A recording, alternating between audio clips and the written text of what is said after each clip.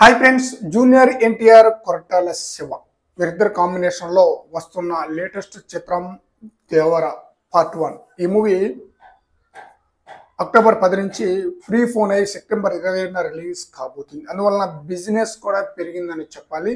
ఇంకా Pushpa 2 movie post phone కావడంతో August 17 నుంచి డిసెంబర్ 6వ తేదీకి పోస్ట్ పోన్ కావడంతో బిజినెస్ దేవర మూవీకి ఇంకా ప్లస్ అయిందని చెప్పాలి. దాదాపుగా Devara movie free phone, Pushpa movie post phone కావటం వలన 50 కోట్ల వరకు అదనంగా బిజినెస్ పెరిగిందన్నమాట.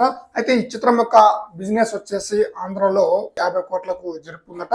నైజాం ఏరియాలో 45 కోట్లకు, సీడెడ్ ఏరియాలో 23 కోట్లకు బిజినెస్ జరగబోతున్నట్లుగా తెలుస్తుంది. అయితే 6 సంవత్సరాల క్రితం జూనియర్ ఎన్టీఆర్ నటించిన అరవింద సమేత వీరరాఘవ చిత్రం వచ్చేసి సీడెడ్ ఏరియాలో 14 కోట్ల వరకు బిజినెస్ జరుపుకుంటే అక్కడ first day share collection record junior NTR అనమాట.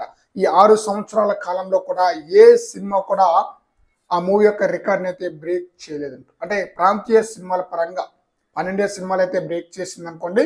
ప్రాంతీయ సినిమాల పరంగా చూస్తే అరవింద సమేత వీరరాఘవ యొక్క record first day collection share రికార్డును ఏ సినిమా కూడా బ్రేక్ చేయలేదని చెప్పాలి.